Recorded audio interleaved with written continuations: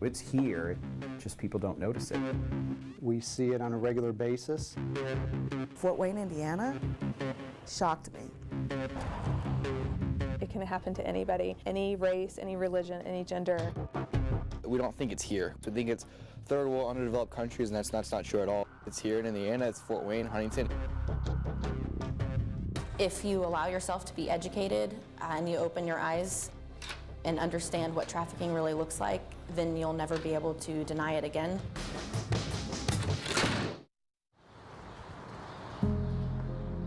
Last year, the Fort Wayne Police Department investigated 15 cases of sex trafficking. 11 victims in those cases, 23 people arrested. In a joint operation with the FBI, the department also helped rescue 3 more underage girls from sex trafficking. What do those numbers say to you?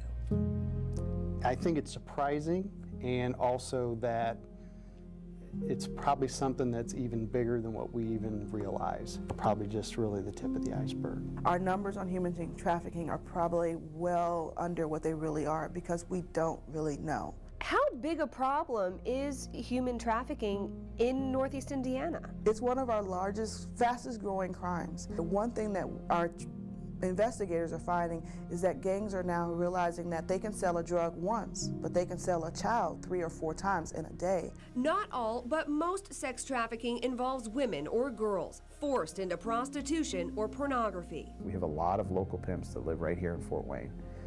And, you know, we use the word pimp and everybody, they picture, you know, leisure suits and big puffy hats. It's anybody. It's just a businessman is all it is. The FBI's been targeting sex trafficking in Fort Wayne for the last 3 years, working undercover operations to try to help girls get out and take down the traffickers. I can guarantee there is no hotel in Fort Wayne that we have not been to or had an operation in. It'll happen everywhere and anywhere. At the beginning of last year, over the course of a month, we started working into 4 different cases of human trafficking. So in the span of 3 months, we had 8 girls that we were dealing with, and they were all underage. It can start many different ways. Girls often groomed over social media.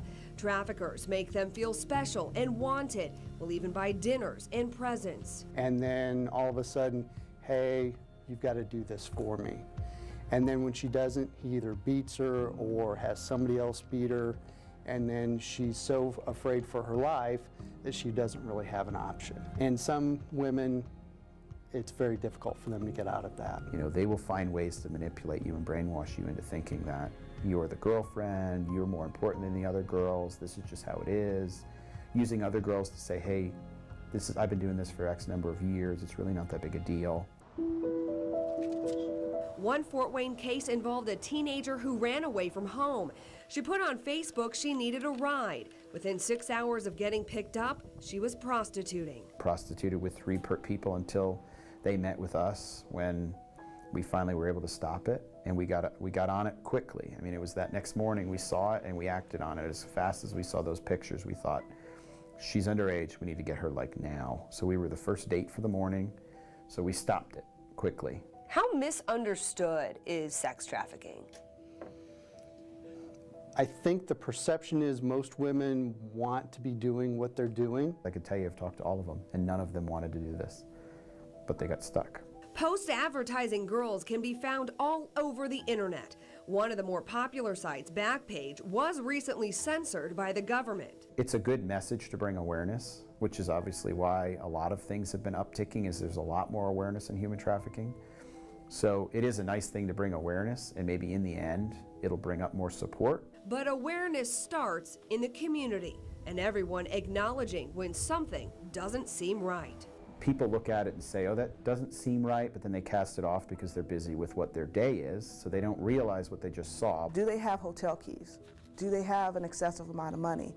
Who are they with? Are they hanging with people that appear too old to be their boyfriend or girlfriend, but too young to be a parent? Other things like, how do they behave around them? Are they really open and honest about what's going on? Or are they very guarded in what they talk to you about? If that person is around and you ask them what they did today and they can't tell you without asking for permission, there's a problem there.